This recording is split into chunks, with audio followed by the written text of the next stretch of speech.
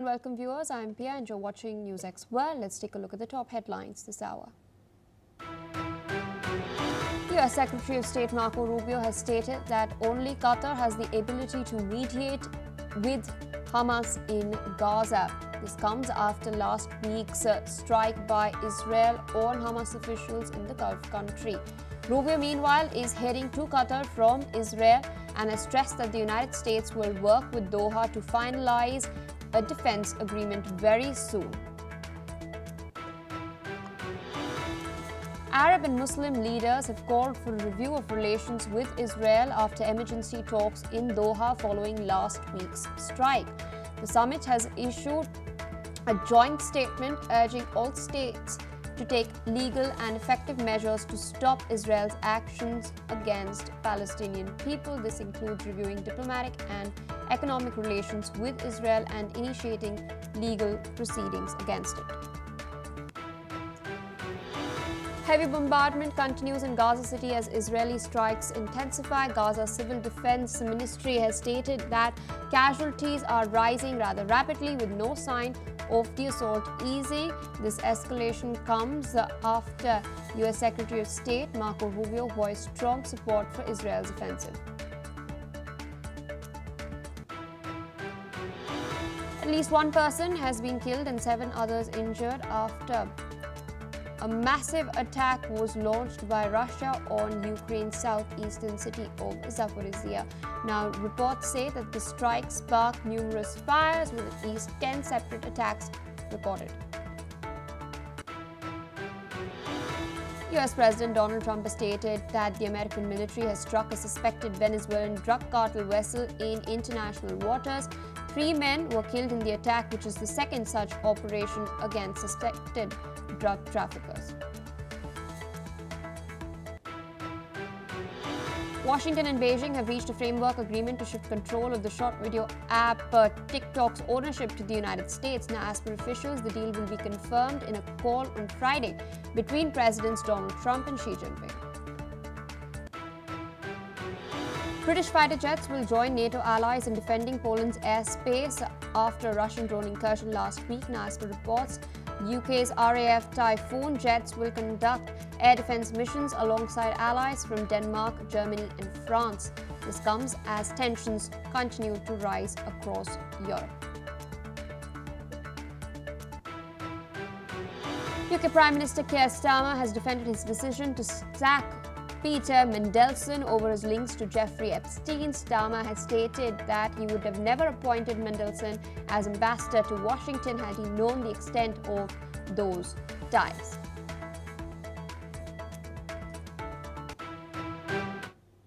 All right, viewers, those are the headlines and our key focus. US Secretary of State Marco Rubio has stated that only Qatar will be able to mediate on the conflict in Gaza. Now, this comes ahead of his scheduled visit to Doha. Earlier, Rubio had stated that the United States is going to encourage Qatar to play a constructive role in mediating in the conflict. Let's listen in to Rubio's latest comments. Well, we're going to ask Qatar to continue to do what they've done and that we appreciate very much, and that is play a constructive role in trying to bring this to an end. Obviously, they have to decide if they want to do that after last week or not. But we want them to know that if there's any country in the world that could help, end this through a negotiation, it's Qatar, and we appreciate that. And if there's a chance to do it, we want to encourage them. After completing his visit to Israel, Rubio has also said that there is a very short window of time for a deal to be struck between Israel and Hamas. He has stated that the deal should end with Hamas demilitarizing and releasing all Israeli hostages. Take a look. Well, as you saw, the Israelis have begun to take operations there, so we think we have a very short window of time in which a deal could happen. We don't have months anymore. And we probably have days and maybe a few weeks. So it's a key moment, an important moment. And again, our preference, our number one choice is that this ends through a negotiated settlement where Hamas says we're going to demilitarize, we're no longer going to pose a threat, we're going to disband, we're going to release every single hostage. Probably none of this. Joining us on the broadcast is Major General Sudhakar Ji, Senior Geopolitical and Strategic Defense Expert. He's joining us live from New Delhi. Thank you so much for taking our time speaking to us on NewsX World. Interesting statements by Marco Rubio as he's just wrapped up his visit to Israel and is heading to Doha. Meanwhile, we've also seen a very strong stance, a united stance being presented by Arab nations. Their posturing at this moment is very clear. They've spoken in a unanimous voice. What's interesting is that they've also called on the United States, and they're expecting the US to use the fact that it's a strategic partner to these Gulf nations as leverage with Israel. Do you think the United States is doing just that at the moment? And we've also seen calls for actions to be taken on the diplomatic, economic and legal front as far as ties between Gulf nations and Israel is concerned. So how do you think this will impact the Abraham Accords? Yeah, good morning. Thank you for getting me to your morning show. In your question, you have made very pertinent and important more than one issue, but let me tackle them the way I have understood. First and foremost thing, at least there is somebody in the world who's making a sincere attempt to bring these mindless conflicts to an end. Whether it is happening or not, it's another issue.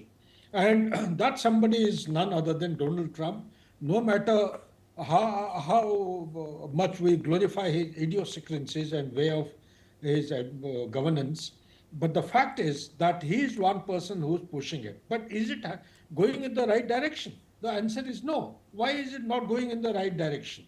Because there was a ceasefire, but that ceasefire has not held out. Why has it been broken? It has been broken because of insecurity of Israel. Israel feels insecure until unless it decimates the entire Hamas. When you talk about Hamas, Hamas is not essentially the people. You more the Hamas people you kill, more number of people that keep coming back. They have killed almost close to 60,000. I am given to understand by very reliable and substantive sources. There are almost to the tune of 38 or 40,000 who have joined it. That is the kind of second thing, the infrastructure.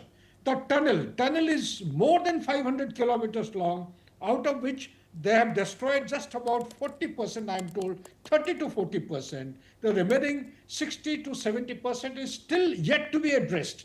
And these tunnels, mind you, Pia, they are almost about 30 meters to 200 meters under the earth.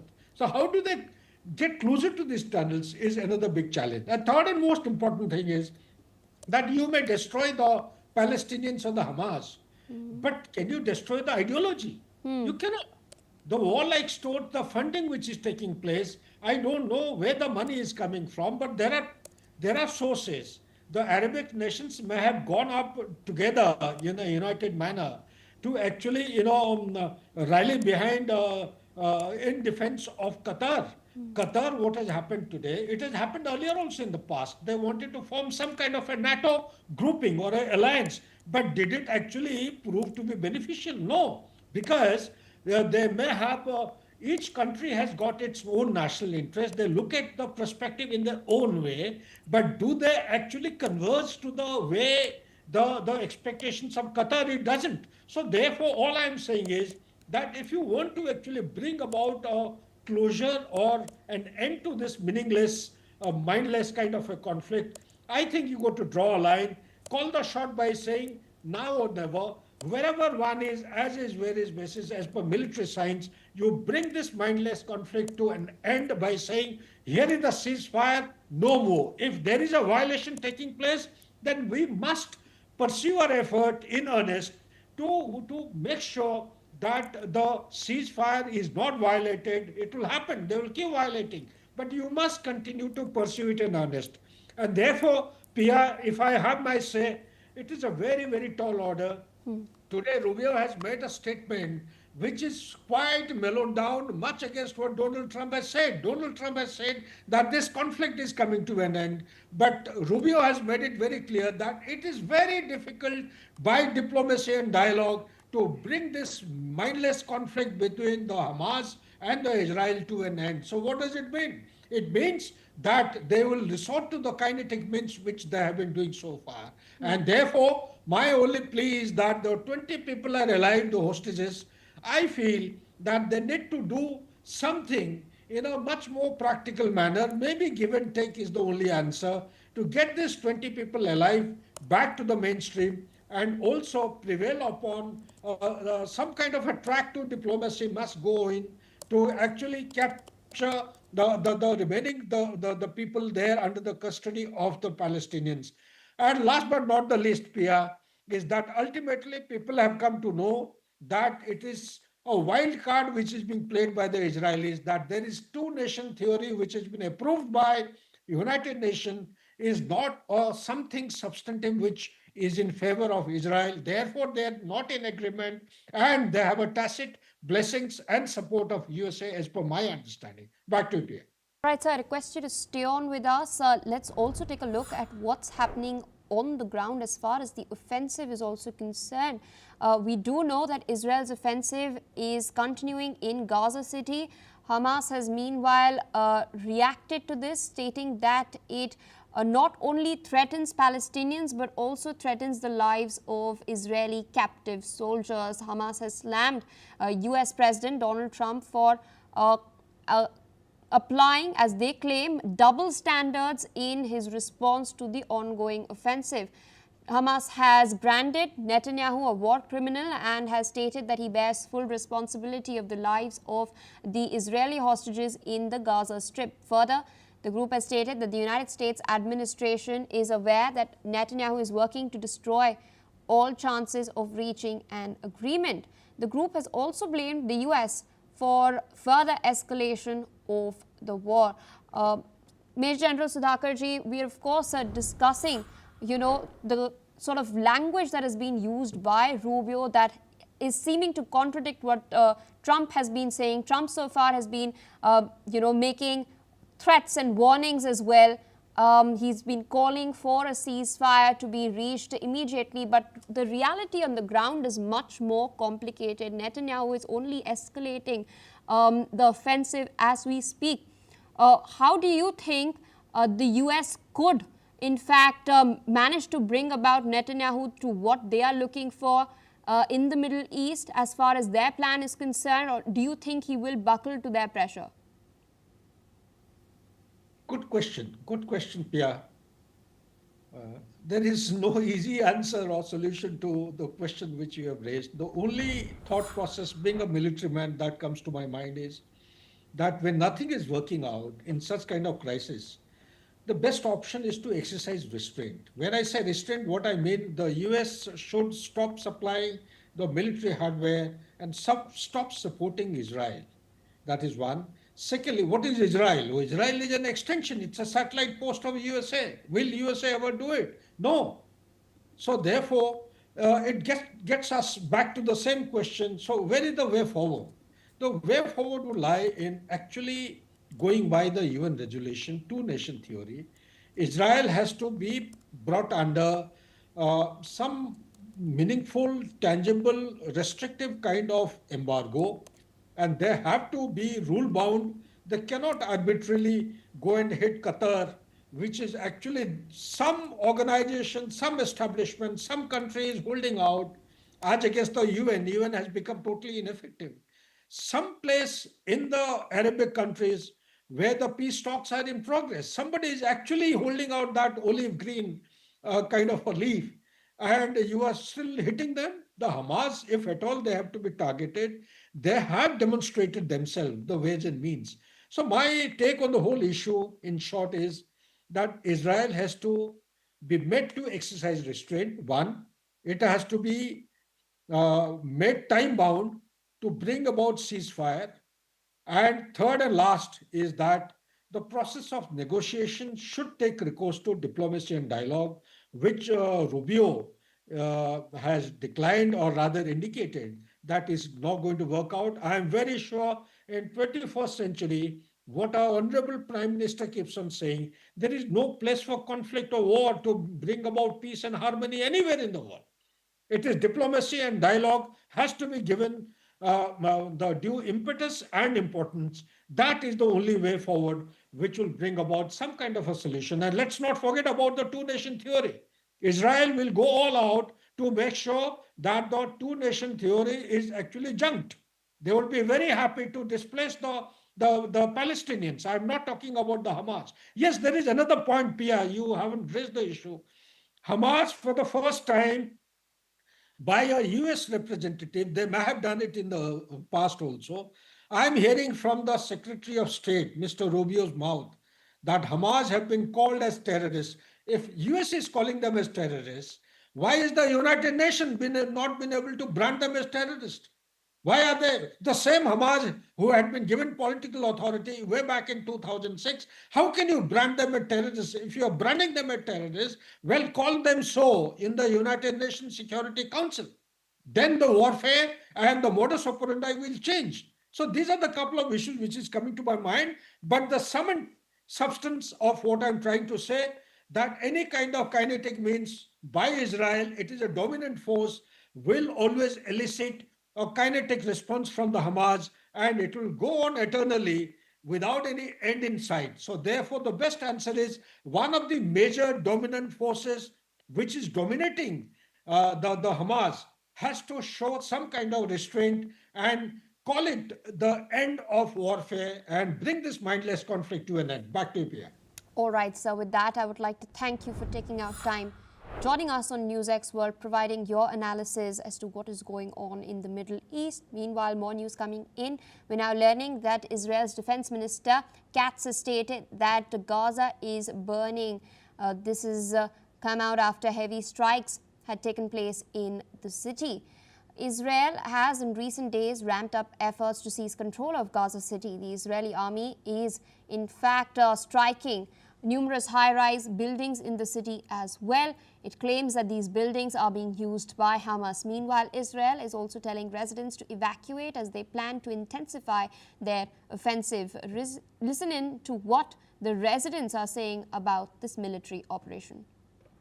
بلغونا ان البرج هذا بده يهجم طلعنا نجري وهذا البرج اكثر برج امن وكل الابراج امنه والاسرائيلي كما تدعي انه هذا برج فيه امور مشبوهه وكذا وهذا خاطئ هدف نتنياهو انه يخلينا يرجعوا. احنا صرنا لحتى الان فوق ال 20 مره صرنا نازحين. احنا تغربنا وشنشطنا. يعني ايش انا اعمل باولادي؟ انا ايش وين اروح بحالي باولادي؟ يعني انا بجهه وجوزي بجهه واولادي بجهه. احنا طلعنا يا عم من شده القصف. Meanwhile, UN officials have condemned Israel's actions in Gaza and have called the famine in Gaza preventable and predictable. Take a look. This genocide happened because the world didn't care enough to stop them, like today, or not.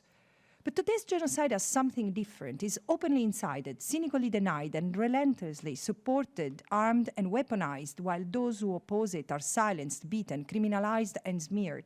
This is why I say this is the shame of our time, and the collapse of the international legal order lays in this moment. It's a preventable, a predictable famine. But we can stop it. Gaza's women, elderly, children can't eat. Statements of concern. And a reminder, as so often, during the ceasefire earlier this year, when I was in Gaza, thousands of truckloads of aid entered, proving that we can save lives at scale if humanitarians are allowed to do that.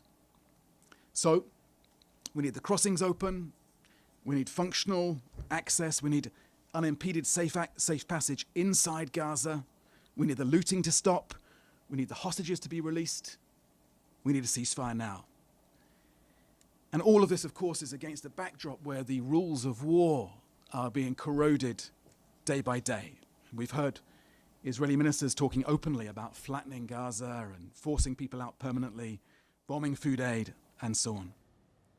All right, viewers, shifting focus away from the Middle East and towards what's taking place between Russia and Ukraine as far as the war is concerned. We're now learning that Ukrainian authorities have stated that one person has been killed and 7 others injured, including a child, after Russian forces launched a massive strike on the southeastern city of Zaporizhia. A footage released showcases homes and vehicles burning as firefighters are battling large blazes. Officials have reported at least 10 strikes in the city. Meanwhile, Russia claims its troops have taken control of the settlement of Olivkovsky in the Zaporizhzhia region. Ukraine, however, has stated that its forces have repelled Russian offensive in multiple directions, including Liman, Toretsk and Pokrovsk, as well as in more than 170 combat engagements across the front line in the last 24 hours. With us on the broadcast is Mr. Glenn Grant, former advisor to the Ukrainian Defense Minister. Sir, yet another attack, yet more innocent lives are being lost and civilians being attacked as well. We're just finding out that a child too has been injured in the recent barrage of Russian strikes against Ukraine. Till when will this continue to take place? When the war finishes. It's as simple as that. I mean, this is going to keep going and keep going in exactly the same way until until Ukraine is given the tools to actually to fight back properly against Russia. Otherwise, Russia will just keep going, and it will keep going until it's taken Ukraine, and then it will move on to somewhere else. So that to stop this war is in the hands of politicians who can make decisions in Europe, and the politicians in America who've chosen to sit out this as much as they can. But you can't sit away from things like this forever, because when you do, they come back and bite you. Zaporizhzhia is particularly worrisome for me, because the mother of one of my friends lives there still. So every time there's an attack on there, I do worry. But this is going to keep going and keep going and keep going until people come to terms with the fact that Russia has to be stopped.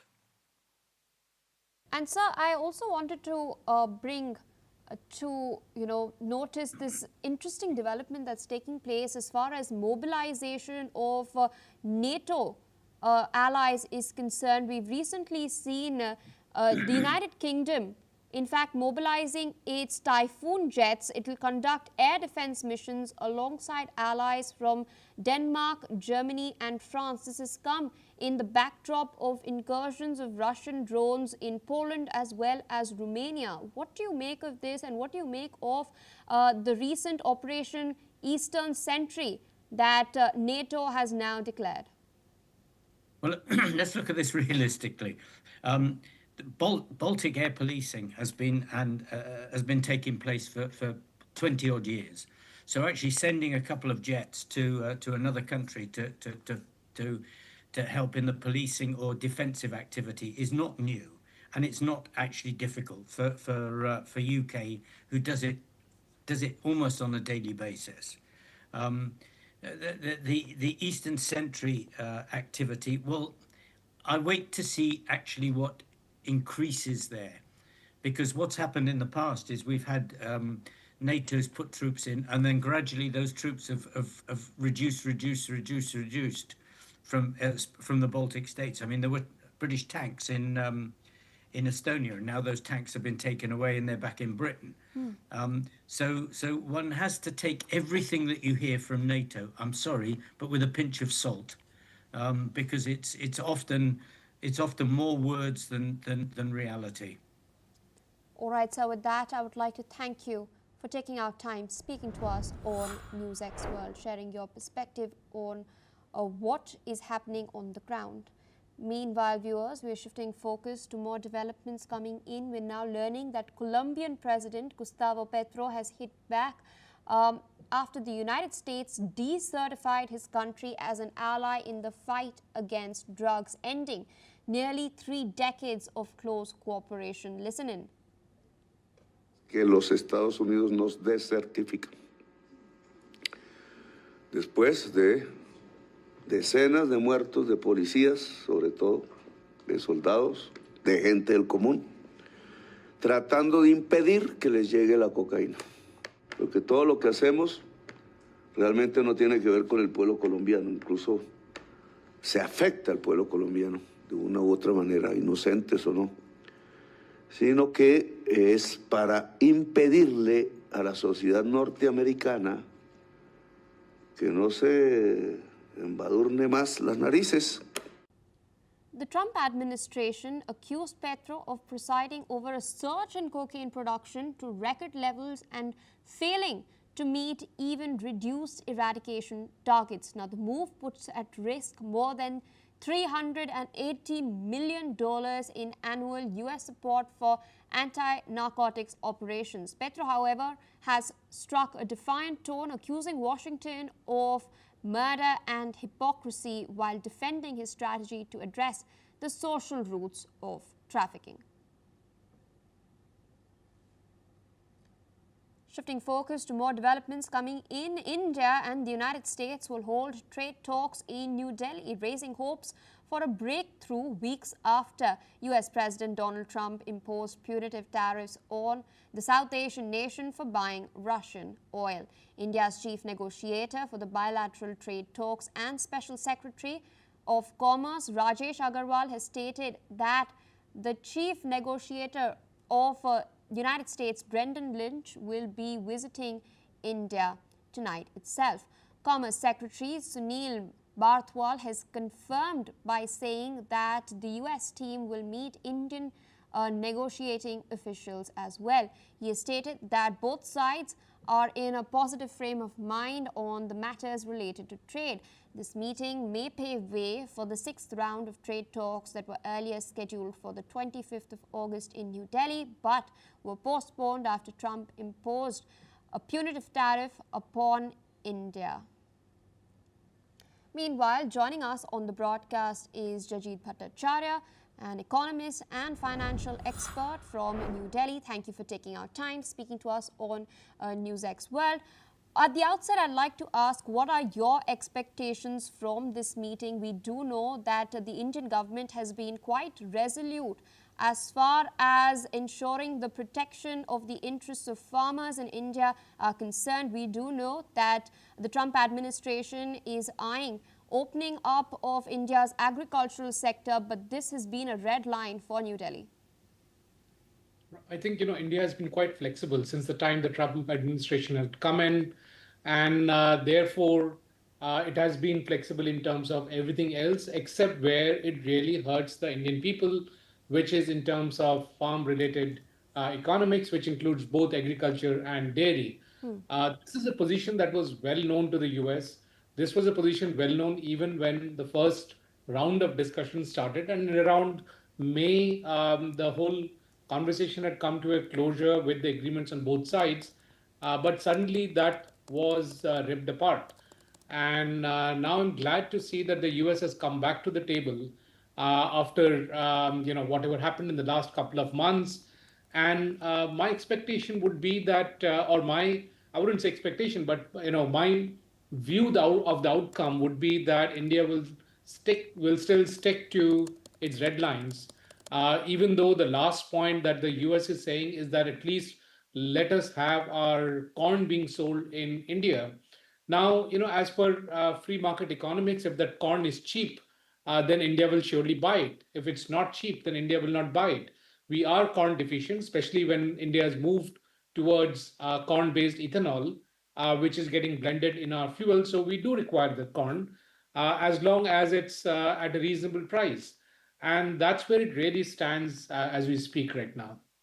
Indeed, as you've of course referred to the statement that was made recently by Howard Lutnick, US Commerce Secretary, we're still seeing statements being made by Peter Navarro, Trump's very close aide and economic advisor. He's once again slammed the purchase of Russian crude oil that India has been making, and has once again raked up the tariffs that have been slapped against India. We've recently even seen statements by Donald Trump urging G7 nations to also follow suit in order to exert indirect pressure on Russia. What do you make of all of this rhetoric which is coming even as this meeting is taking place?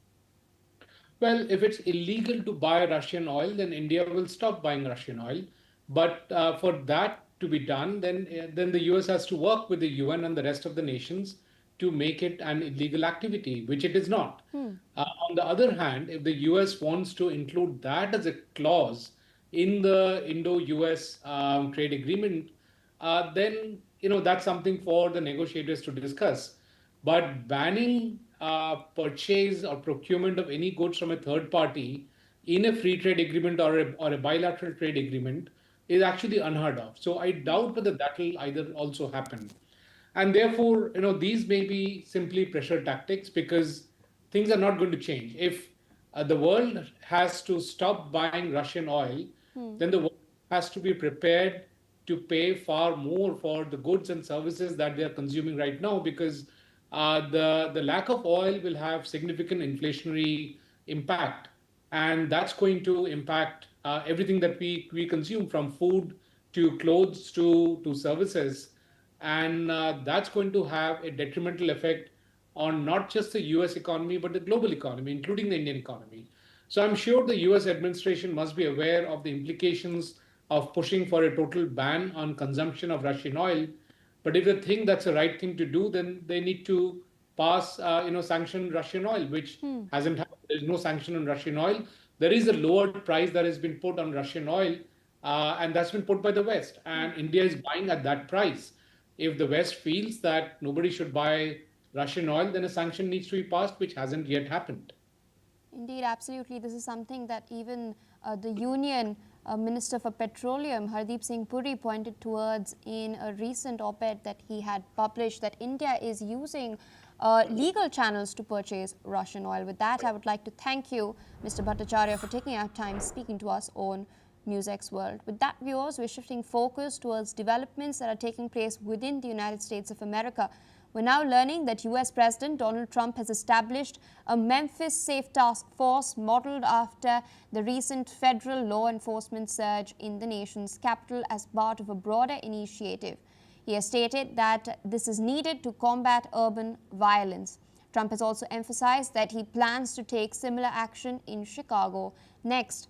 Trump has stressed that Memphis had the highest violent crime rate, the highest property crime rate, and third highest murder rate of any city in the United States. Trump has targeted Memphis, and here's what he had to say. And it continues at that level, and we're going to continue. We have to, because it's our capital. This team will deploy the full powers of federal law enforcement agencies and enforcement generally to restore public safety and get dangerous career criminals off of our streets. We're going to get them off. In 2024, Memphis had the highest violent crime rate, the highest property crime rate, and the third highest murder rate of any city in the nation. Other than that, they're doing quite well, thank you. A person is 4 times more likely to be murdered. Trump and Republican leaders are positioning crime as a centerpiece of their political strategy, aiming to galvanize voters around a message of maintaining law and order.